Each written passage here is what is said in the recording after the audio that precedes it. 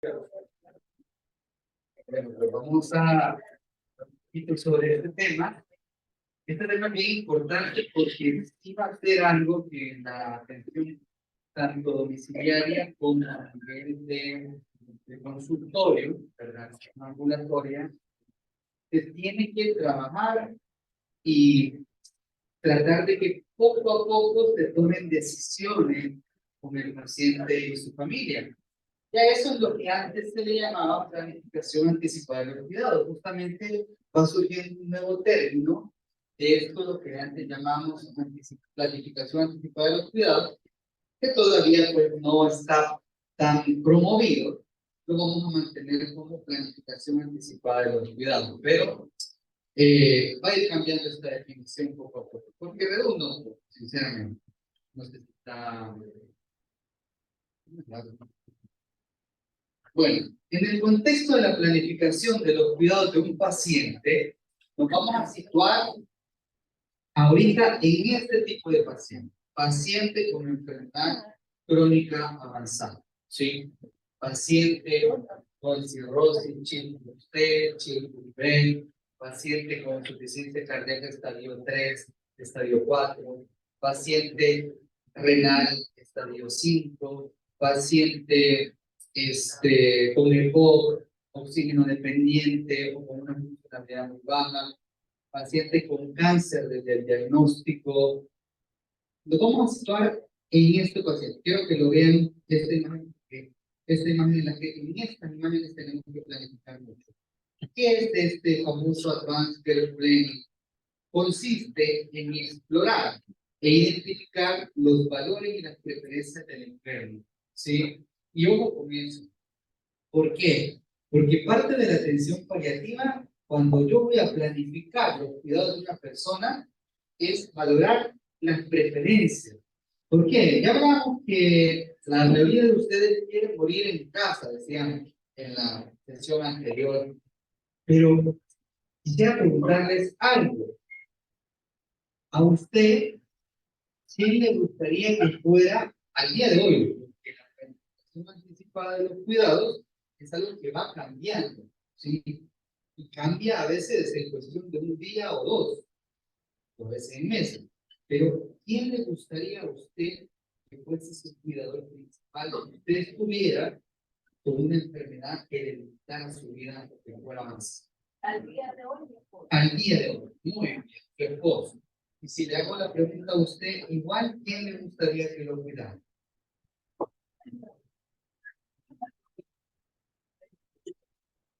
Sí,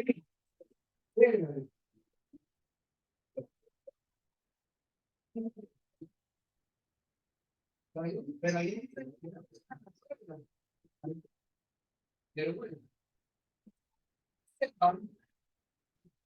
este que hay que explorar en la planificación. ¿Quién desea que sea su cuidador principal? ¿Sí? Mi mamá, mi hermana, mi tío, mi amigo, ¿sí? Que a veces somos amigos que terminan siendo cuidadores principales o hasta encargados de los pacientes. Lo otro, ¿le gustaría estar en su casa o quisiera estar en un hospital? ¿Sí? En su caso, en hospital, dicen, bueno, va a haber una unidad que le apoye durante su estancia hospitalaria, ¿sí? Y eso es identificar los valores y preferencias de un paciente y establecer objetivos y medidas adecuadas para ellos, adaptándolo a escenarios evolutivos previsibles. ¿Qué es lo que hice ahorita con ustedes? Les planteé un escenario previsible. Gracias a Dios, ninguno de ustedes esperaría que tenga una enfermedad de estas que mencioné. Y eso es hacer una hipótesis, ¿sí? Un escenario hipotético que me va a ayudar a tomar una decisión. Como bien me dijo hoy, hasta el día de hoy, mi esposa. Si me llegara a engañar, cambia la situación. Entonces, ¿por qué? Cambia la planificación anticipada de la atención o la planificación de los cuidados de una persona cambie, ¿sí? Habrá que estarla reevaluando frecuentemente. Pero ojo, creando un clima triangular, ¿sí? Un clima triangular de comunicación entre paciente, familia y nosotros como equipo.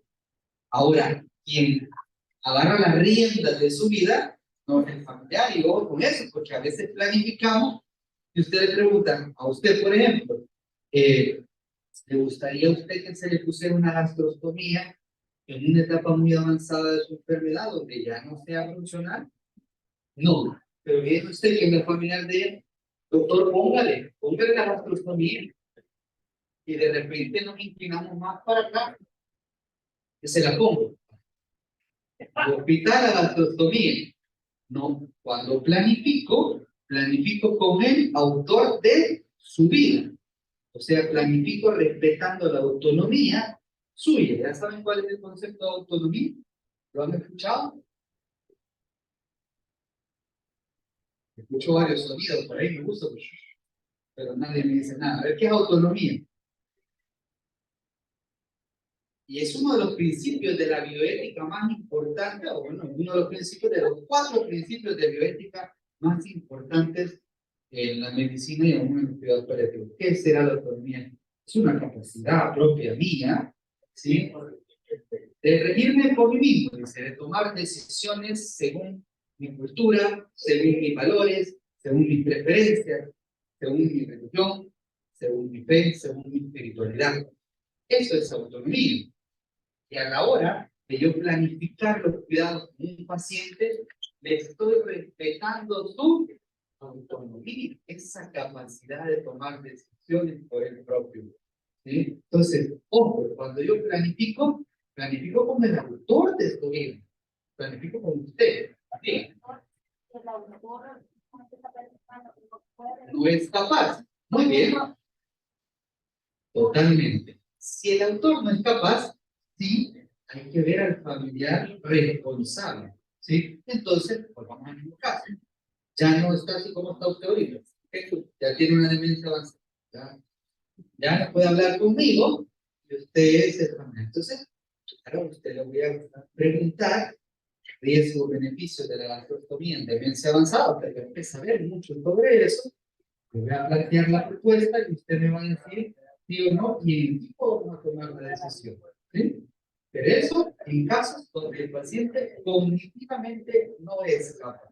¿Sí? Se hace con el familiar cuidador responsable. Pero siempre que el paciente está cognitivamente capaz de toma de decisiones, se planifica con el paciente y a la familia se le hace partícipe también de esa toma de decisión. ¿Sí? Ojo con eso. Ok. ¿Qué hace esto? Planificar disminuye la presión que recae sobre la familia. Si nosotros planificáramos los cuidados de un paciente, la familia no sufriera tanto a la hora que llegan a la emergencia, porque ya llegan muy delicados y le dicen los de medicina interna o los emergenciólogos que pronto van a surgir. Lo entubamos, señor. Hay que entubarla. Tiene criterio de convenciólogo de entubarla. ¿Sí? Y el familiar, pues sí, dele, hágalo. Ya me lo está diciendo, hágalo. Si hubiera una planificación con un documento de voluntades anticipadas, eso no pasara. La familia no le tocara esa decisión. Que de repente lo entuban y al rato se fuera. Pero mi tío chato dijo que no. ¿Sí? Y ahí es más difícil porque es un dilema bioético la extubación mecánica. ¿Sí? ¿Sí? Es más complicado. Como bien dicen, no sé si han entrado en este tema, pero no nos vamos a meter a la optimización terapéutica, pero y la adecuación del esfuerzo terapéutico, sería más complejo. ¿Sí? Entonces, si hubiera una planificación que dijera, yo, con niña Chaito, no quiero, estoy en una enfermedad avanzada, progresiva e incurable, en una situación no reversible, no quiero que me hagan reanimación cardiopulmonar, no quiero que me lleven al hospital, no quiero que me pongan un catéter venoso central, no quiero que me intuben. quiero que me cuide Juanito Pérez, quiero que esté mi perro en ese sitio, ¿sí? Eso es planificación. Si lo tuviéramos antes, cuando llegaran siempre donde es emergenciólogo, okay, no hay que, no le vamos a hacer. ¿Paliativos dónde están? ¿Verdad? ¿Qué hay que hacer? Un buen, adecuado control de síntomas en la situación de últimos días, un buen acompañamiento y un final de vida digno, ¿sí? Entonces, eso es planificación anticipada de los cuidados o planificación de los cuidados de los pacientes. Consiste en explorar esos valores y preferencias que tiene el enfermo y ojo, lo hacemos sentados, no lo hacemos parados. O sea, vuelvo otra vez a que hacían un instrumento terapéutico eficaz, lo hacemos sentados, establecemos objetivos, vamos dudas, quitamos todo tipo de dudas con la familia, el paciente y el equipo, disminuyendo esa presión que recae en la familia, ¿verdad? Cuando se toman decisiones en casos complejos. Y es la metodología ideal para favorecer la participación de pacientes o, en su defecto, sus representantes legales en la toma de decisión. Ahora, no hay que confundir la planificación de los cuidados a el documento de voluntades anticipadas. Creo que el doctor más o menos escuché, ¿verdad? Que se los comentaba, y esto no hay que confundirlo, porque la planificación de estos cuidados es un proceso, ¿sí? Mientras que el documento al final es el resultado de ese proceso, ¿sí? O sea, la planificación, si usted me dice, no, doctor, pero quiero que cuando fallezca, bueno, aún cuando me muera, que pongan mi vestido de novia, ¿sí? Uno así, no me queda de todo, pero yo necesito, pero que me entre aunque esté a la mano, dice. El documento es el resultado final de un proceso de planificación gradual, ¿sí? Y es un documento legal. Y se está trabajando mucho en eso, ¿verdad, doctor William? ¿Sí? Se está trabajando enérgicamente. Vamos a ver que eso todavía en el país no está del todo implementado, que nos regimos por otro documento que ahora vamos a revisar. Pero no se confundan. La planificación anticipada es un proceso que hay que ir día a día. Y el documento es el resultado de ese proceso.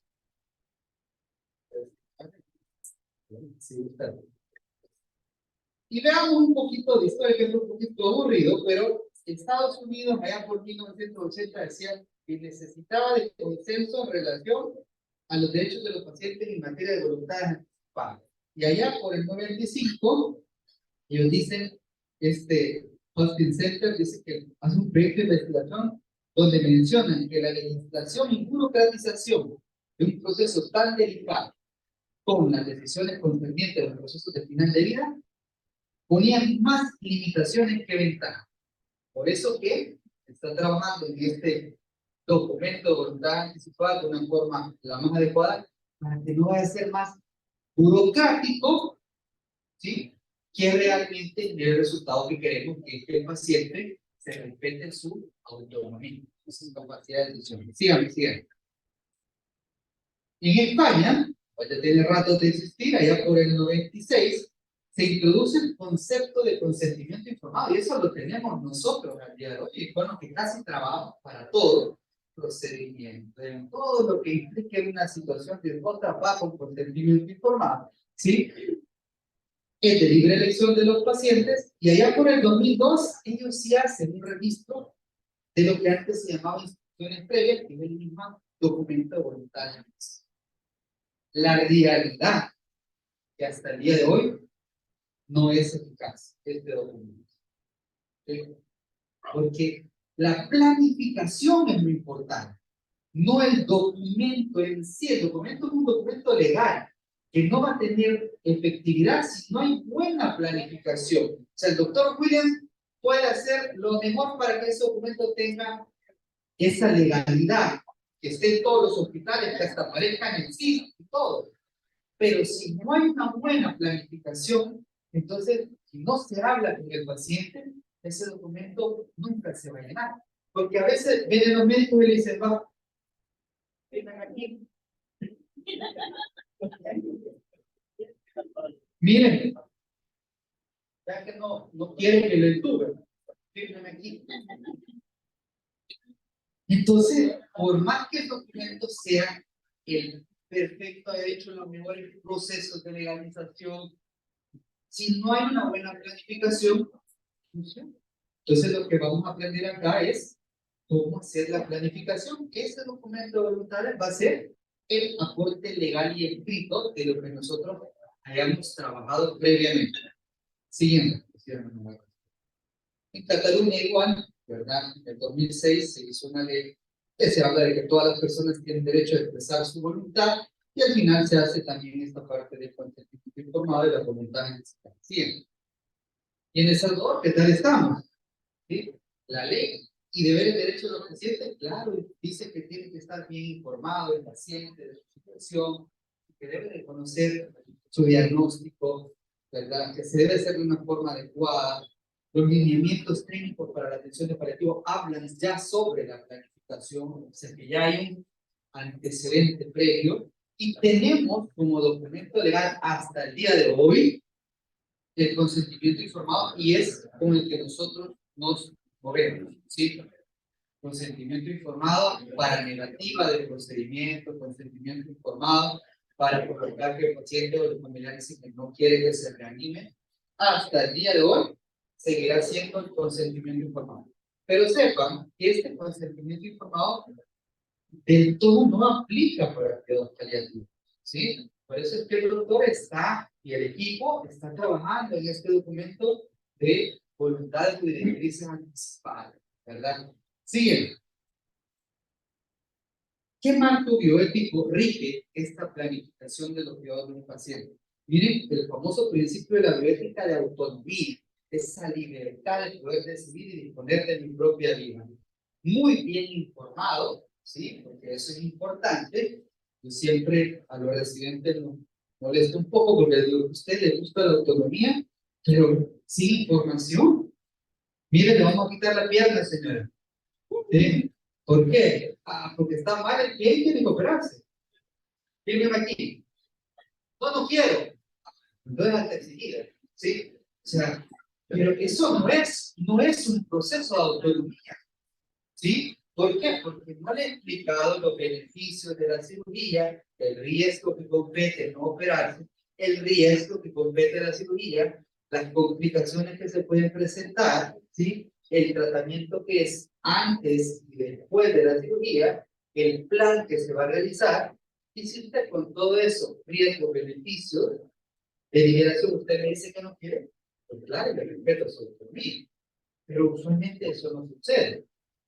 Nosotros, a la hora de planificar, nosotros sí respetamos esta autonomía, que tiene que estar muy bien informada y debe de cumplir tres condiciones. La primera, la intencionalidad, ¿sí? Que va de acuerdo a un plan determinado. Por otro, el conocimiento, que explicar riesgos, beneficios, complicaciones, situaciones complejas o difíciles, y ausencia de control externo para que yo pueda optar por una autonomía real. No tengo que haber coerción ni manipulación de nadie, ¿sí? De ningún tercero sin una decisión propia. Siguiente.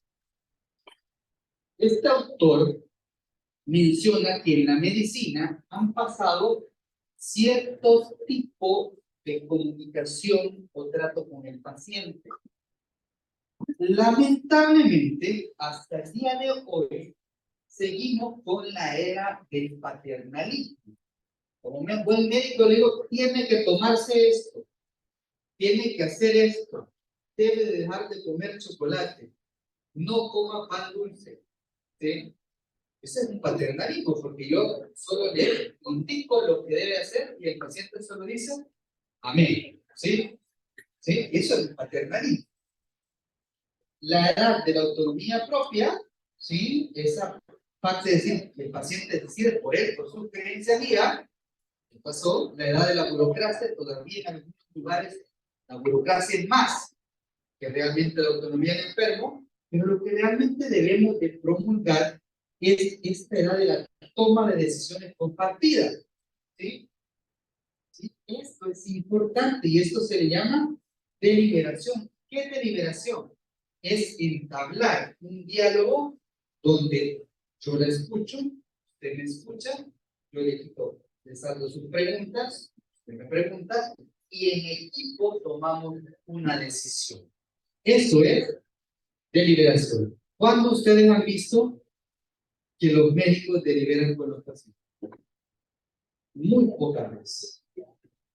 Muy pocas veces se delibera con los pacientes. Pero en paliativo sí lo hacemos. ¿Sí? Porque de repente el paciente dice, yo, doctor, ya no quiero la quimioterapia, ya no quiero la radioterapia, yo ya no aguanto esa quimioterapia. Pero mire, señor, esta quimio, por una quimio paliativa, pudiera ayudar a prolongar la supervivencia suya. Sé que es muy complejo porque genera mucho efecto secundario, ¿verdad? Pero también es cierto que si no le ponen una quimio, podrá tener un poco más de calidad de vida, menos síntomas o efectos secundarios adversos. ¿Me entendió, Juan? Sí, doctor, le entiendo. Pero yo no quiero seguir con la quimioterapia. Ok, bueno, sepa, no le doy alta exigida, no, ¿verdad? Si no, bueno, sepa que le voy a dar un acompañamiento, pero vamos a seguir controlando sus síntomas, dándole la mejor calidad de vida hasta sus últimos días de su vida. Y eso es una toma de decisión compartida. No le doy toda la decisión, le comparto y la acepto respetando su autonomía. Siempre. El profesional y el paciente construyen en la toma de decisiones compartidas, ¿sí?, una relación clínica real para un fin común. Encontrar la decisión más adecuada para el paciente, dejándome de llevar por lo que yo creo que es mejor, y menos por mi propia moral, y menos por mi propia religión. ¿Sí? De repente un paciente de paliativos llega y que mire, este paciente con un cáncer pulmonar, ¿verdad?, bien avanzado, bien metastásico, muy cercano al final de la vida. Y dice el paciente, bueno, hace unos días me fumé 3 cigarrillos. Si por eso está así usted, ¿sí? Eso es dejarme llevar por mis creencias, ¿sí?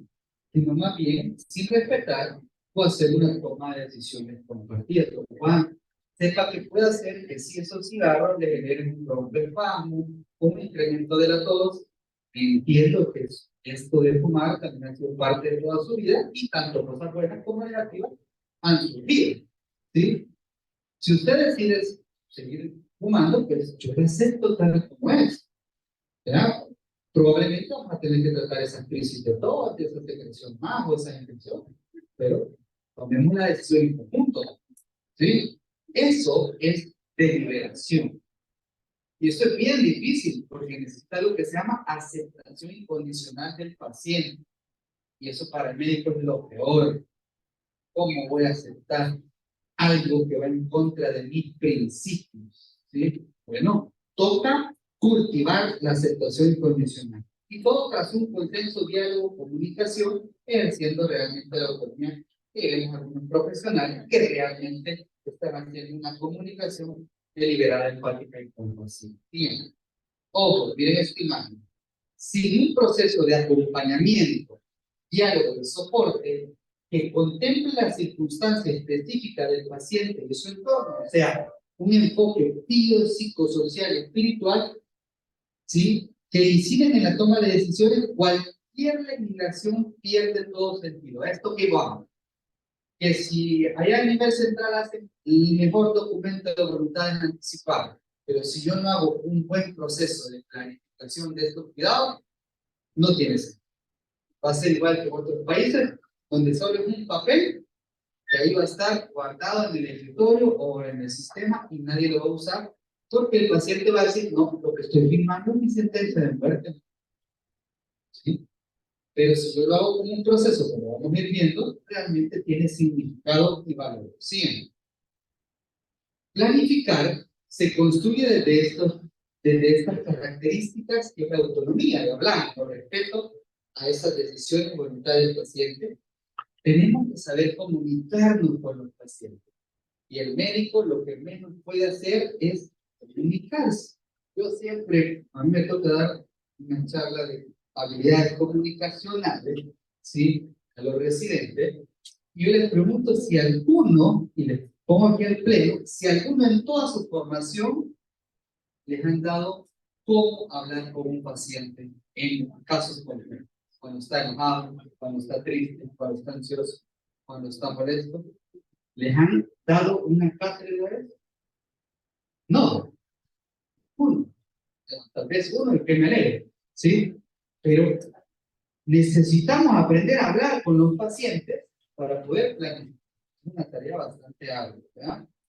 Y a la vez tenemos que tener respeto de las decisiones que van tomando según sus valores y creencias. Bien, como tal, la planificación es un proceso como una actitud. Necesito tener una actitud compasiva de aceptación incondicional para planificar. Si no tengo eso, va a ser bien difícil a la hora de sentarme con el paciente y planificar qué es lo que quiere en su vida antes que él fallezca. Siguiente. Un proceso, ¿por qué? Porque lleva una metodología, ¿sí? O sea, hay que identificar voluntades, deseos, preocupaciones, preferencias, basado en la comunicación afectiva y afectiva, que eso es la deliberativa, la escucha activa, una preparación previa. Yo siempre digo, nunca se planifica si yo no estoy preparado. O sea, si yo ni siquiera he leído bien el expediente de mi paciente, si yo tampoco no veo mis emociones propias. ¿Por qué? Si yo de repente, si mi director me ha regañado, yo no sé que estoy enojado, a la hora de hablar con otro paciente que esté también enojado por su enfermedad, y que es normal que suceda, yo voy a salir con reactividad. Y entonces no voy a poder planificar. Entonces tengo que prepararme yo también antes a la hora de planificar. Hacer una acción en consenso, registrar. Ojo, nosotros cómo hacemos eso en el expediente. Cada vez que planificamos algo, por ejemplo, que nos sentamos con niña María, cuénteme, un caso hipotético de enfermedad más avanzada, ¿a usted le gustaría estar en su casa o le gustaría que se le atendiera en el hospital? Pues bien, si yo quisiera estar en la casa, doctor, por esto y esto. Una nota del expediente de planificación anticipada de la atención. ¿Sí? 2 puntos. ¿Ya? Se explica paciente, ¿verdad? Se explora necesidades, valores y deseos, se evidencia deseo de permanecer en su casa en una situación de enfermedad. ¡Pum! Y lo dejamos ahí pues. Eso no es el documento de voluntades anticipadas, pero sí me ayuda a la hora de ir creando el documento, porque voy viendo los expedientes previos y ya más adelante, cuando usted se voluntad, y es todo lo que he ido trabajando en todas las sesiones clínicas con el paciente, la recolecta en un solo documento y le digo, esto es lo que hemos platicado en estos 2 meses. Usted me ha dicho que no quiere que la lleven al hospital.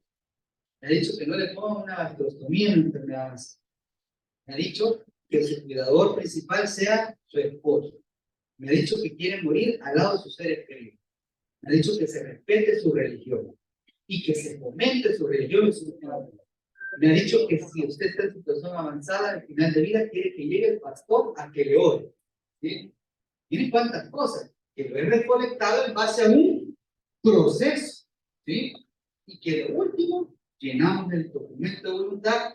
Ya usted tocará que me lo llene, me lo firme, y eso esperaríamos que cuando lo tengamos, eso sea el documento universal a nivel nacional. Así llegara de San Miguel o llegara a San Salvador a un hospital por cualquier crisis, tuviéramos ese documento estándar a nivel nacional. ¿Sí? Por eso es que siempre hay un registro de eso, como planificación de la atención de un paciente. Y obviamente evaluar los resultados. Perdón, claro. ¿Qué se necesita? También actitud, ¿sí? No solo pensar así, voy a hacer planificación y ya, necesito una actitud, y esto es lo más complejo, que hay que cultivar. Respeto, comprensión, empatía, comunicación y compasión. ¿Sí? ¿Y qué es la empatía? A ver si alguien me puede decir qué es la empatía. Ponerse en el lugar del otro. ¿Y por acá dicen? sentir el dolor del otro. ¿Uno más que me quiera aportar por allá de aquel lado, el lado izquierdo? Empatía. Tener con la conexión del paciente. Ok. Y si de repente yo les digo, usted ya se ha puesto una sonda nasogástrica. No, pero bien indicado, bien a poner. O sea que empatía como tal, sentir lo que el otro siente, no del todo, ¿verdad? O, a ver, sondeo. Usted ya le ha dado cáncer de esófago. No, es complicado sentir lo que el otro siente. ¿Sí? O de repente a usted ya le han puesto un tubo de tórax. Es complicado, ¿no? Sentir lo que el otro siente. Si definimos la empatía como el sentir, el ponerme en los zapatos del otro, o el sentir lo que el otro siente, es complicado, y para el pleno de atrás, ¿sí? Vamos a ver si alguno de ustedes les ha puesto alguna quimioterapia, ya se les cayó el pelo, ¿no? Bueno, tal vez a algunos se le ha caído el pelo, pero es por otras cosas, ¿verdad? Es un poco complejo, ¿verdad? Definir la empatía como el ponerse en los zapatos del otro, el sentir lo que el otro siente, pero sí la empatía es comprender lo que el otro está viviendo y sintiendo. Simplemente comprender, porque cuando yo le voy a poner una zona nasogástrica, yo comprendo que a este paciente le va a molestar eso. Que si yo le voy a poner quimioterapia, yo como oncólogo debería decir, va a tener una náusea muy fuerte, va a ser un proceso muy difícil. Y esto sí es empatía, comprender el sufrimiento y el mundo del otro, que nos va a hacer que podamos tener compasión, que ya es la acción de la empatía. Cuando yo intento ya realmente ayudar al otro. Siguiente, ¿qué actitudes que voy a tener? Y entonces, existe este famoso ciclo para la planificación de estas decisiones, que es la preparación y el abordaje, la definición conjunta del plan, la revisión de lo que se ha dejado del plan, el registro, las voluntades anticipadas y el seguimiento y evaluación. Sí, es un poquito complejo eso. Preparación y abordaje. ¿Quién planifica? A ver, ¿quién da más? ¿Quién planifica los cuidados por la atención? Lo hace.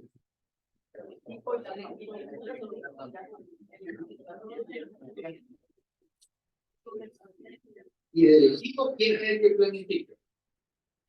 Todos. Esa es la respuesta. Todos. Todo el que esté capacitado para planificar puede planificar. ¿Sí? Todos. Todos. Planifica todos. ¿Sí? Enfermería, trabajo social, asistentes pastorales, fisioterapia. Todos ustedes van a poder planificar. Porque todos tienen contacto directo y pueden aprovechar ese tiempo para planificar. Cuando la enfermería está cumpliendo el medicamento, ¿verdad? Cuando el médico lo está recibiendo, cuando el promotor de salud va a hablar, va a ver a ese paciente, puede planificar y le lleva ese dato al equipo para colocarlo pues, en su expediente. Todos podemos planificar, ¿sí?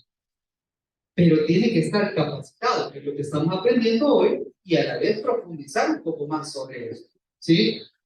Lo escogerá el paciente. En algunos casos, el paciente tiene mucha afinidad a cierto profesional del equipo, ¿sí? Yo quiero que sea el promotor, Vanessa, y quiero platicar de eso. Bueno, magnífico, porque el paciente lo pide. No, yo quiero que sea enfermería, quiero que sea el médico. No, excelente, ¿sí? ¿Cuándo no iniciar la planificación? Sí tiene sus contraindicaciones del inicio. En personas en situación de negación diagnóstica o pronóstica, si está en negación, va a ser bien difícil dar una hipótesis de una enfermedad más grave o avanzada. Primero, tengo que abordar la negación.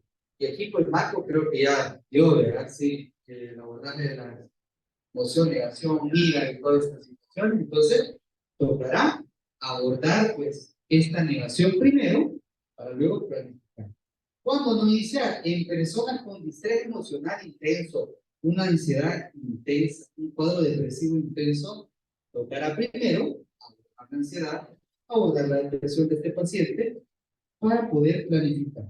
¿Cuándo tampoco planificar? Cuando existe negación por parte de la familia y se entra en algo que se llama conspiración del silencio. ¿Eso ya saben qué es? ¿Conspiración del silencio? ¿No? Bueno, pero tan sencillamente como cuando vengo yo como familiar y yo le digo, estoy yo aquí, van a estar sentados los médicos, el equipo, usted, señor, ¿y cómo está usted? Cuéntenme, qué le han dicho de su enfermedad? Hija, trato, no me diga, por favor, morir, gracias. ¿Sí? Y esto lo hacen los familiares por el temor de que el paciente, hay muchos mitos de que el paciente se va a vivir, se va a morir más rápido. Es mentira, ¿sí? Lo que hay que hacer es abordar esa pacto, se llama pacto de silencio. Y más aún, cuando ese pacto está con la familia y el paciente también dice, no, y yo pues quiero decir a mi familia, pues ellos se van a poner mal. Entonces, ninguno de los dos, ni el paciente habla de su enfermedad, y el familiar habla de su enfermedad. Viven una vida color de luz, pero no es sostenible en el tiempo y genera mucho sufrimiento. Mira esta vida falsa. Eso es conspiración de silencio. Entonces, lo que hay que hacer es abordar esa conspiración con mucha empatía. Se le dice a los familiares, pues, que es normal que ellos no quieran decirle al paciente la noticia, que lo hacen por amor, no lo hacen por otra cosa, pero que ahora la evidencia, los estudios dicen que hay un plan de cuidados paliativos, hay un abordaje real, integral, que el paciente ya no se hunde, sino al contrario, se adapta a su enfermedad y logra vivir bien con una buena calidad de vida hasta que fallece. Eso es importante. Entonces, si el familiar del paciente está en conspiración, no puede planificar. Toca abordar primero la conspiración del silencio y luego de eso, planificar. Siguiente. ¿Cuándo es el momento idóneo entonces para planificar? ¿Es en cualquier momento de la deriva? No, hay ciertos puntos que se llaman puntos de inflexión. Y el primero es a demanda de la persona. Si le dice el paciente, doctor, yo no quiero venir al hospital. ¿Ahí qué le está diciendo? Quiero planificar con usted algo. Doctor, yo ya no quiero que me pongan quimioterapia. ¿Qué le está diciendo? Que quiero planificar mis cuidados que se vienen. Doctor, yo ya no quiero, yo quiero que en el hecho de muerte esté mi familia alrededor mío. No hable de eso, Juan, ¿cómo va a creer? Si a veces somos, yo le digo, se nos olvida de que somos de paliativo y lo hacemos, ¿sí? Al contrario, él nos está diciendo, quiero planificar. Y eso es a demanda de la persona. Porque nunca nos va a decir, doctor, quiero hacer mi planificación anticipada de cuidado. Eso es imposible, ¿verdad? Pero lo hacen de forma un poquito más oculta y lo tenemos que detectar. ¿Cuándo es otro momento para planificar? En fase de estabilidad en la enfermedad. ¿Sí? Aquí me decían, pero ¿qué pasa si ya no puede expresarse? Pues sí, ya llegamos muy tarde, doctores y doctoras, enfermeras y todo lo que están acá. Llegamos muy tarde, ¿sí? Demencia, los estadios de demencia, el estadio 7, ya no se puede comunicar.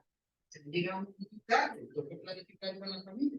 Pero si yo hubiera tenido a este paciente mucho más antes, cuando el paciente todavía podía comunicarse conmigo, ahí días a ver, planificamos. Entonces ya el paciente nos ha hecho, no, doctor, no me van a poner ese tubo aquí en el estómago, eso no, mejor. Hay maneras para alimentar al paciente con disfagia severa en demencia. ¿Cuándo planificar también? Tras un episodio de muerte o enfermedad grave de alguna persona cercana. ¿Por qué? Muchas veces se recuerda lo que lamentablemente vivió su familiar. ¿Sí?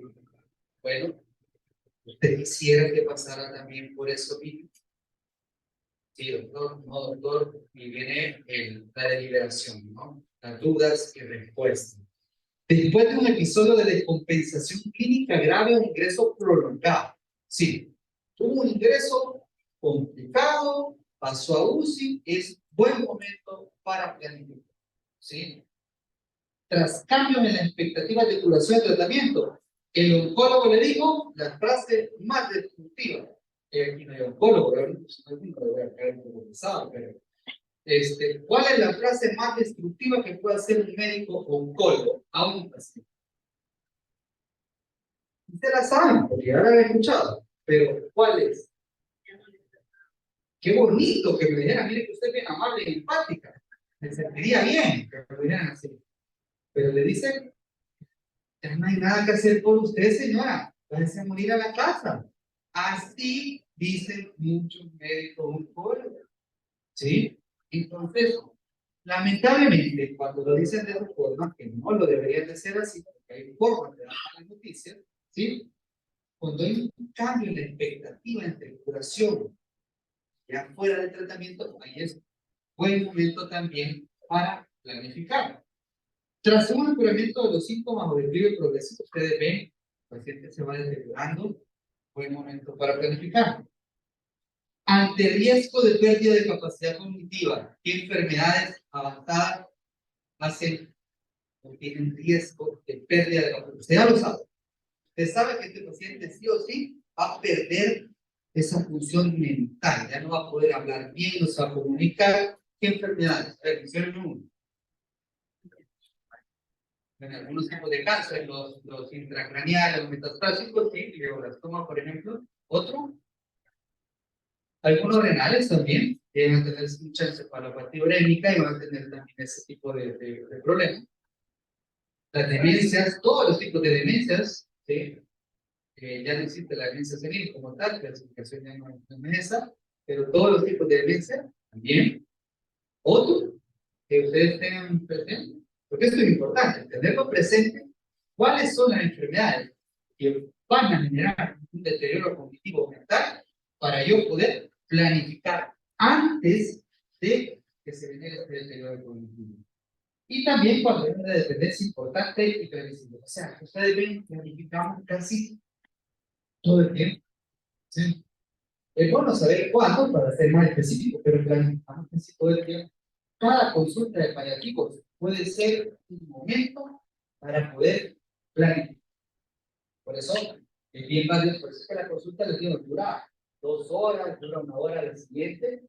¿Por qué? Porque nos toca también planificar. Yo me daba gracia porque en enfermería, cuando estábamos en la consulta de empezando la unidad ahí en el hospital, mejor, pero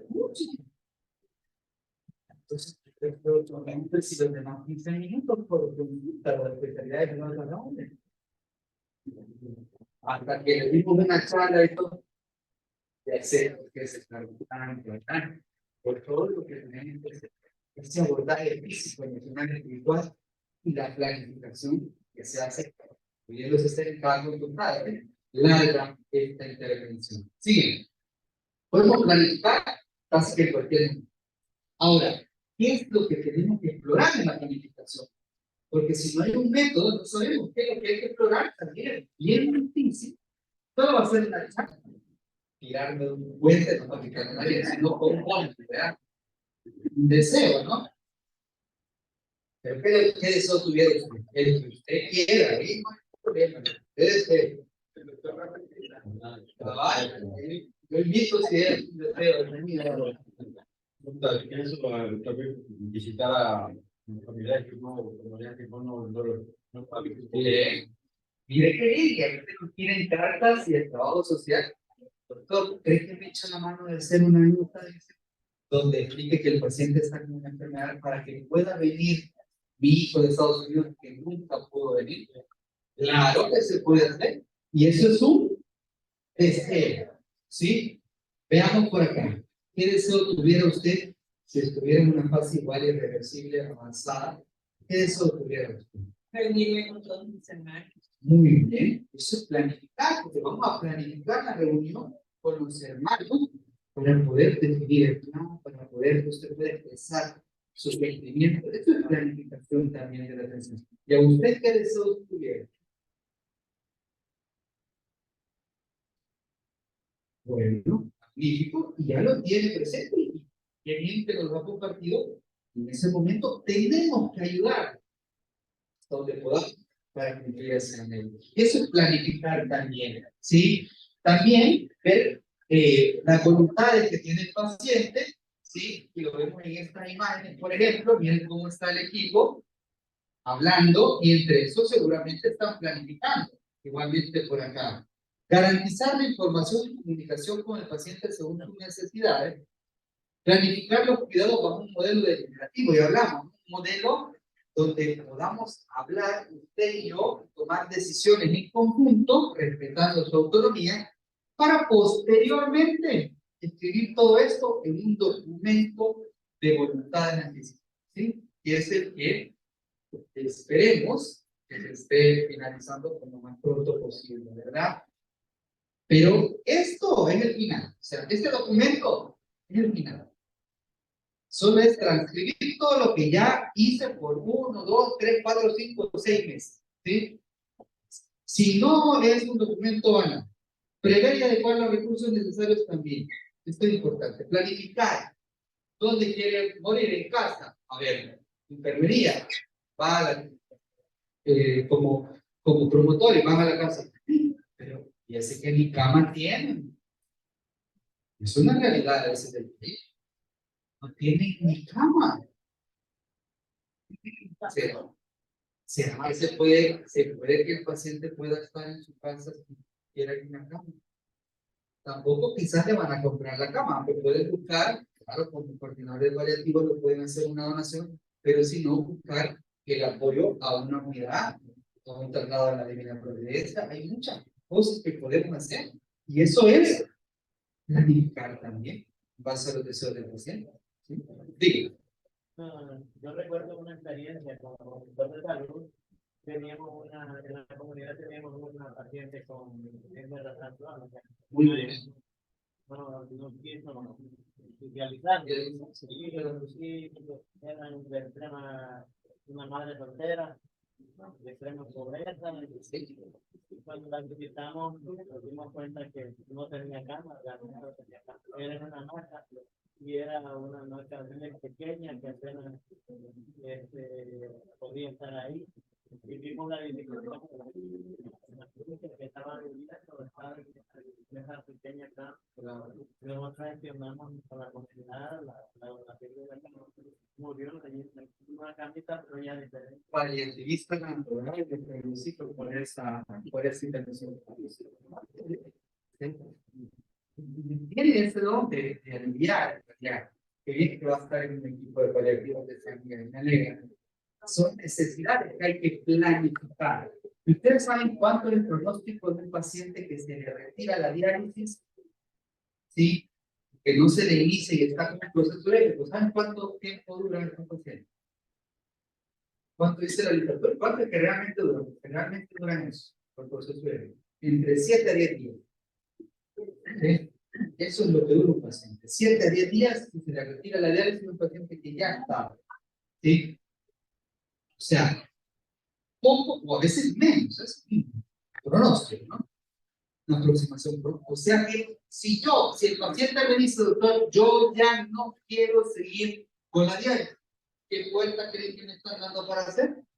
Una planificación de su cuidado. Claro, totalmente. No rápido le doy el alta. Yo sé que a este paciente tengo que aliviar y controlar sus síntomas físicos, emocionales, espirituales, pero tengo que planificar porque el tiempo que le va a quedar de vida, primero el corto y la capacidad cognitiva que va a tener por la uremia va a ser corta, va a tener unos 2-3 días lúcidos y luego hacen delirium por uremia, o sea, se desubican, se agitan y todo. Entonces, hay que planificar. Y todos vamos a planificar, ustedes como enfermeros, como trabajadores sociales, como promotores, todos van a planificar para lograr cumplir estos deseos y expectativas del paciente de enfermedad avanzada. Y entonces, yo siempre te estimado, porque que todo suena bien, pero realmente se entiende lo que estamos diciendo, ¿verdad? Bueno, vamos a ver, sigamos diciendo. ¿Ya? Entonces, ¿qué es lo que hay que explorar en síntesis? Afrontamientos previos, ¿sí? Información y comprensión de la enfermedad, eso es parte de la planificación. Comprende lo que le está pasando, ¿no? ¿Qué tanto le gustaría a usted entender de su enfermedad, quisiera todo de detalle, quisiera hacerlo más parcial, quisiera un poquito. Hay pacientes que nos dicen, doctor, cuéntale a mi esposa, yo no quiero saber nada de la enfermedad. Es parte de su autonomía, ¿sí? Y es algo que hacemos en la planificación. Significado y valor en su enfermedad. ¿Qué significado le da a su vida y a su enfermedad? ¿Qué significado tiene su vida? Yo siempre les hago una pregunta que es sumamente importante. ¿Qué es lo que le da sentido a su vida? ¿Sí? Y eso hay que preguntárselo siempre, porque algo que genera un riesgo de suicidio, petición de eutanasia, ya saben, nosotros paliativos no hacemos eso, lo dejo clarísimo, ¿verdad? Creo que ya se lo me más claro. Pero algo que genera la petición de finalizar la vida es que un paciente no le encuentra el sentido de su vida, aún en su enfermedad. Pero si yo le pregunto, por ejemplo, el pleno de atrás, ¿verdad? ¿Cuál es el sentido de su vida? Usted que está con suéter rosado. Ahorita, el sentido actual, hoy, porque eso también cambia, a la hora de planificar, cambia. Pero el sentido de su vida hoy, ¿cuál es? Disfrutar con su familia y trabajar ese es el sentido de la vida y es lo que la hace a ella, pues levantarse todos los días, ir a trabajar, comer, disfrutar. Eso es su sentido. Y si yo le pregunto por acá a usted, ¿cuál es su sentido de su vida? El suyo. Ahorita, sí. Disfrutar con sus familias. Magnífico. Y si pregunto al pleno de atrás, ¿cuál es el sentido de su vida? Está en azul, perdón, ese es su nombre. Comer. Magnífico, porque ya viene la hora de almuerzo. Entonces, el sentido de la vida va a cambiar después de que hay un punto. ¿Sí? Los pacientes pierden el sentido de su vida. Y hay que reencontrar ese sentido de la vida. Es parte del equipo de paliativo de todos. Reencontrar el sentido que le damos el sabor de la vida nuevamente a los pacientes con enfermedad avanzada. Y eso se hace planificando. Si yo no planifico, es bien difícil que el paciente pueda encontrar sentido de su vida. Sus aspectos espirituales, ¿qué cree usted? ¿Cree en Dios? ¿Qué religión posee? ¿Le gustaría que en una etapa avanzada venga un sacerdote a darle la unción de los enfermos? ¿Le gustaría que venga un pastor? A veces nos topamos con religiones muy externas a las que practicamos, ¿verdad? Tribus raras, quieren hacer su rito.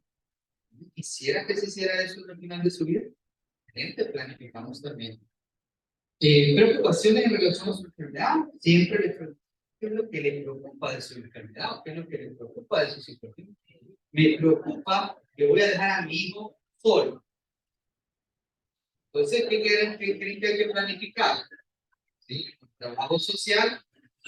Y en un caso que se lo voy a comentar, no voy a contar nombre, pero una paciente con cáncer de mama, cáncer de cervix, metástasis ósea, hepática, pulmonar, la situación es cercana al final de la vida, tiene una niña chiquita. Y entre la angustia existencial y a la hora de planificar, yo le pregunté, ¿pero en qué más le puedo ayudar? ¿Qué es lo que más le preocupa a usted?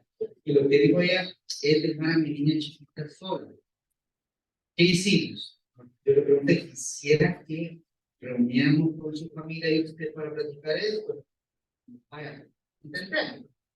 Y se logró que la hermana que está en Canadá, ella ya le está haciendo los papeles porque ella queda como tutora legal de la niña. ¿Sí? O sea, la niña, cuando fallezca su mamá, se va a ir a Canadá para tener una mejor vida probablemente que la de acá. Y eso es plan. ¿Sí? Y no crean que no lo hicimos nosotros los médicos. Claro, tomamos la batuta dentro del equipo, pero también aporta el enfermero, el psicólogo, el profesor social, el promotor de la salud. Me da aportar, o sea, ven que es algo bastante complejo. O sea, para planificar no solo es ir a hablar, hay que saber qué es lo que yo voy a buscar. Escenario de toma de decisiones, rechazos de tratamiento, intervenciones, expectativas actuales y futuras. ¿Qué espera usted como médico? Eso es importante y pregúntenselo a sus pacientes. Yo siempre se lo pregunto, ¿qué espera usted de mí como médico? y le dan unas respuestas maravillosas y les van a hacer primero crecer como persona y planificar de forma adecuada. A veces quisiera que me escuche. Y no se queda algo tan sencillo que no hacemos los médicos en toda la vida. ¿Ya? Un balde de agua fría para los médicos. ¿Ya? Y de repente uno escucha, quisiera, ¿sabe qué quisiera de usted? Como enfermero. Que si se puede que mis familiares me traigan un sorbete de Fox, y me lo traigan. Que no lo voy a botar, que no voy a regañar a mis familiares. Cositas así, detalles a la hora de planificar.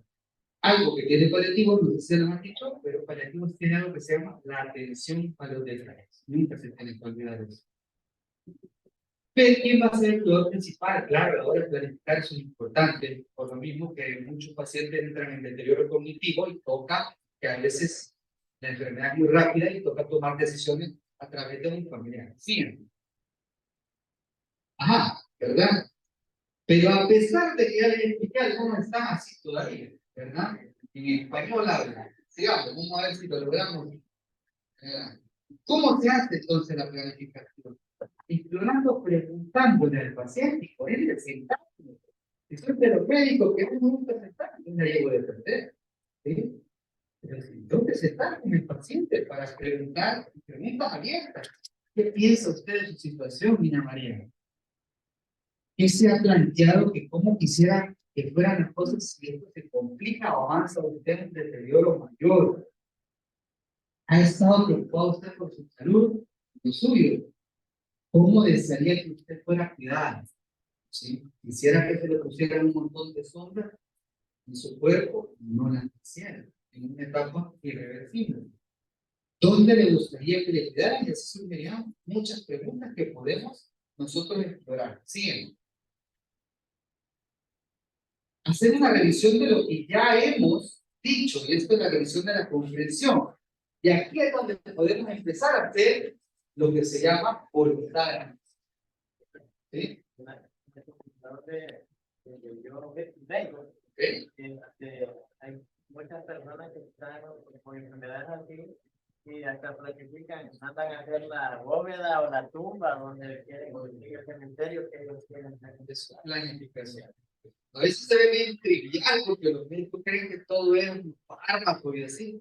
El alivio en paliativos tiene un tratamiento que se llama farmacológico y no farmacológico. Y dentro de las terapias no farmacológicas está la planificación. Y es cierto, ¿sí? Algunos hasta dicen, bueno, yo me vine aquí al país porque me vine a estar unos meses. Pero antes que me vaya a poner mal, quiero regresar a Estados Unidos. Y eso es planificar, ¿sí? Entonces la planificación es importante. Revisar lo que se ha hecho, comprendido, y en su momento hacer el documento de voluntad anticipada. Siguiente. ¿Qué es lo que tenemos actualmente nosotros? Bueno, podemos escribir en el CIS una nota que diga planificación de los cuidados del paciente, por ejemplo, ¿sí? Y ahí escribir en el CIS lo que hemos dialogado con el paciente. ¿Qué tenemos más? El consentimiento informado, y claro, con eso muchas veces ponemos las negativas, ¿verdad? Que él no quiere tener una intubación mecánica, que él no quiere una RCP, que él no quiere, por ejemplo, un catéter venoso central, y lo hacemos en base, lamentablemente, a negativa, porque así como el consentimiento informado trabaja. Por eso es que necesitamos este documento de voluntad anticipada que se está trabajando y en su momento se les va a presentar a todos ustedes para que se conozcan. Hasta ahorita, con el consentimiento informado, pues trabaja. Sigue. Seguimiento. Tienen que saber que la planificación anticipada es un proceso dinámico y se debe reexplorar, aunque yo tenga el documento firmado, cada cierto tiempo, cada 3 meses, cada 6 meses, o cuando el paciente me lo pida, yo tengo que volver a reexplorar esa decisión y decirle, mire, esto que hemos platicado, usted en cualquier momento lo puede cambiar. No es como, ay, pero ya habíamos quedado, que usted no quería catéter central. Sí, oh, y mejor, quería decir, hasta ahí llegó, después de ti. proceso cambiante, ¿sí? Y lo hablamos como broma. Yo quiero que me cuide a mi esposo, pero si me no, algo así. Pero hablamos que él va a cuidar a su esposo, independencia de acompañado, ¿no? ¿Sí? Entonces, es cambiar, ¿sí? La planificación con el documento de voluntad anticipada es cambiante, ¿sí? Eso es normal. ¿Por qué? Porque hoy se quisieron vestir por allá de azul y por aquí de colores. Pero mañana va a estar usted de azul y el doctor va a andar de colores. No espero que no ande tan así. O si usted quiere estar así, usted decide su vida. Pero la cuestión es que es un proceso cambiante. Eso es lo que quiero dar el ejemplo, ¿sí? Y que hay que reexplorarlo las veces necesarias porque el paciente va a cambiar de su decisión. Muy bien puede decir, como dicen, yo quiero morir en el hospital, pero de repente, llegando casi al final de la vida, lo he pensado muy bien, quiero morir en el hotel en mi casa. Y me chocó, hasta hablé con el doctor Serna y para que le tuvieran la camita lista. No importa, yo sin problema, la casa se va a atender. Y eso es el seguimiento que debemos de dar, ¿verdad? Que se puede modificar en el tiempo, cada 3, 6 meses, hay que volver a valorar estas decisiones anticipadas. El proceso debe obtener como resultado la expresión real de una autonomía de una persona y por ende tiene que ser voluntario. No lo voy a presionar. Informado muy bien, ¿sí? Aprender a informar bien al paciente de lo que tiene y realizado por una persona capacitada, o sea, por todos, ¿sí? Eso sí, nadie ajeno a los que están acá realmente debería de planificar con un paciente porque no tiene la formación para poder planificar, ¿sí? Y hay que profundizar, no se queden solo en esta charla, traten de profundizar en esta temática porque es bastante amplia, ¿sí? ¿Qué necesito yo? Ahí viene yo como persona para poder planificar. Y esto es el reto más grande, porque me toca cambiar muchas cosas de mi vida para intentar planificar. Primero, escucha activa. Los médicos, ¿qué hablan? ¿Sí? Hay un autor que decía, el médico lo que debería hacer es, ¿sí? ¿Quién le gusta hablar? Hablar. Al contrario, a la hora de planificar, yo tengo que saber hacer esta técnica de comunicación que es la escucha activa. ¿Sí? Si yo no sé escucha activa, tengo que cultivarla. Y había un autor que decía, la escucha activa es hasta que el silencio sea incómodo. ¿Sí? Porque estoy seguro que si ahorita nos quedamos callados, nos afuera lo sacamos y así empezamos a sacar a cada uno. Y nos quedamos quizás con 3 o 4 que de verdad intentan hacer escucha activa. Pero hay que cultivarlo, eso no se nace escuchando activamente, hay que trabajarlo. Empatía, hablamos, ¿no? Comprender el sufrimiento del otro. Hay que escoger un buen lugar y un buen momento para planificar. No vamos a planificar en el pasillo, corriendo. Hay que tomarse un día para intentar planificar. Lo dejamos ya designado. Hoy vamos a la visita domiciliar. Tengo que saber que voy a hacer un espacio de esa visita para planificar, ¿sí? Tener claro el objetivo del proceso, ya sé cuál es el objetivo a la hora de planificar, ver sus valores, sus creencias, respetarlas, generar objetivos de abordaje, conocer a la persona. No voy a ir a planificar a alguien que no conoce al paciente, ni porque sea el mejor planificador, pero si no conoce al paciente, tiene que ir el personal que sí lleva el seguimiento de los demás. Generar un clima de confianza y respeto, de buen mensaje, como con la comunicación no verbal, ¿sí? ¿Sí? Nuestras acciones demuestran mucho más que lo que nosotros expresamos verbalmente. Favorecer la expresión de emociones en la comunicación, en la planificación, surgen muchas emociones y a veces cuesta facilitar que se exprese. El paciente empieza a llorar y el médico usualmente le hace solo, no sabe qué hacer, ¿sí? Y el otro extremo que lo abraza hasta llora con él, ¿verdad? O sea, es extremos que no son buenos, ¿no? Saber expresar sus emociones, acompañarlas, validarlas, es normal que se sienta triste. Estamos hablando de un proceso tal vez de final de vida, o sea, normal, ¿verdad? Dar tiempo, respetar los silencios y siempre mostrar disponibilidad. De repente el paciente dice, no, doctor, ahorita no quiero hablar de esto. No se puede tomar a mal, ¿no? No se preocupe igual. La siguiente vez podemos retomarlo cuando usted lo. Eso es mostrar disponibilidad. Siguiente. Ventajas de la planificación, ¿sí? Y estas son ventajas que se han sacado de la bibliografía, y es mayor confianza en sus profesionales. Si yo planifico, genero confianza con mi paciente. Cumple mejor los tratamientos acordados. Eso es increíble. Aquí veo que dan consultas de todo tipo, pero veo hipertensión. No, sean buenos comunicadores. Van a tomar mejor las palabras y se van a adecuar a los tratamientos. Profesionales y pacientes adoptan decisiones adecuadas desde el punto de vista económico también, si logramos planificar. Mejora la sensación del control del proceso, algo que genera mucho sufrimiento, que es la percepción de descontrol de la situación. Genera mucho sufrimiento. Favorece la adaptación a la enfermedad y mejora la satisfacción. Se sienten más satisfechos con la gestión recibida. Eso es un hecho, ¿sí? Nosotros estamos pasando en el hospital una encuesta de satisfacción, ¿sí? Cada paciente que vemos y cada paciente que fallece, y algo que sí hemos visto en el apartado de satisfacción percibida es el de la planificación, ¿sí? Es real eso que dicen que mejora la satisfacción. Y no sé si ustedes se han preguntado, ¿cómo en cuidados paliativos, en el modelo actual que atendemos pacientes muy cercanos al final de la vida, ¿sí? ¿Por qué la familia genera gestos de gratitud a un profesional o al equipo si el paciente fallece? ¿Sí? ¿Por qué sucede eso? ¿Sí? O sea, eso es un dilema existencial, ¿sí? O sea, al final no logramos que viva el paciente, pero sí le logramos dar, como bien dice, vida a los días, ¿sí?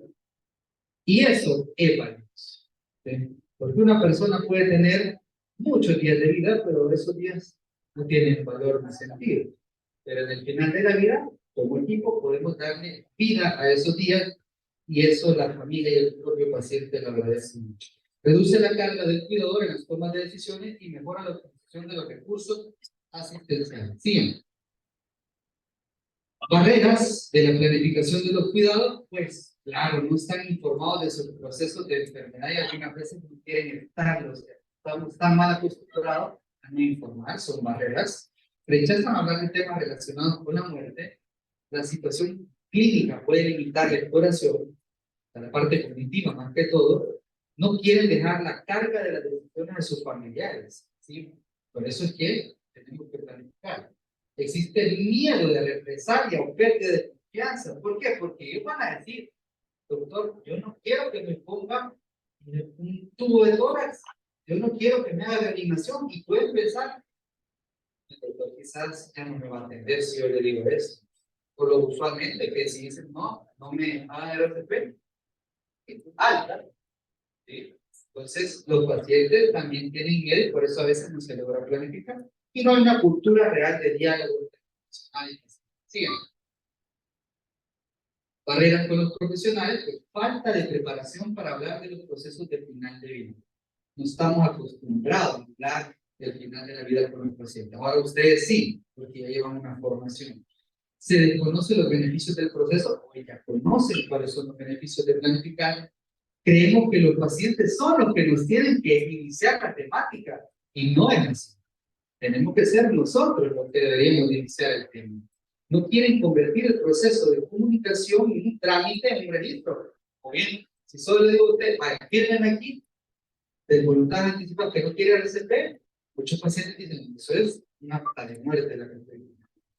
Pero si llega un proceso, cambia la situación. Y el paternalismo actual dificulta mucho el diálogo. Fíjense. De la organización, barreras, la documentación no permite hacer un registro exhaustivo del proceso. Las cargas de trabajo también son grandes, por eso vuelvo a insistir, deberían de ser equipos, ¿verdad? En su momento más adelante, propiamente de paliativo, El tiempo, el entorno, tampoco a veces son muy adecuados y hay que estructurarlos para que así sea. Siguiente. Y antes de terminar, el objetivo final y más importante de la planificación como tal es favorecer que el final de la vida del paciente se lleve a cabo en el lugar, las condiciones y con las medidas de atenciones adecuadas en función de sus deseos y los recursos disponibles tanto en el paciente, en la familia y los propios como equipo asistencial. Siguiente. Decidir qué es lo mejor para la persona que se atiende solo tiene sentido, dice. Si el otro, en este caso la persona enferma, es quien decide qué es lo mejor. Si no, no tiene sentido. ¿Sí? Aquí no es lo que yo creo, es lo que el paciente, según su autonomía, deseos, valores, cultura, etcétera, decide que es lo mejor y lo toma en. Y únicamente puede averiguarse lo que la otra persona desea o espera de los profesionales, o sea, de todos nosotros, es a través del diálogo. Y si no estamos acostumbrados a generar un diálogo empático, compasivo, tenemos que trabajarlo de la voluntad de la escucha y el respeto a sus valores y deseos, con el fin de ofrecer con la máxima profesionalidad y compromiso y honestidad la garantía de que se hará todo lo posible para llevar a cabo sus deseos. Fin. Y eso es la unidad del Hospital Nacional San Rafael, miembros del equipo que conforman, ¿verdad? Y que pues en su momento van a estar dispuestos a trabajar con la región central, ¿verdad? Que ahí vamos a estar trabajando. Siguiente. Bueno, preguntas, si no, pues terminamos. Preguntas.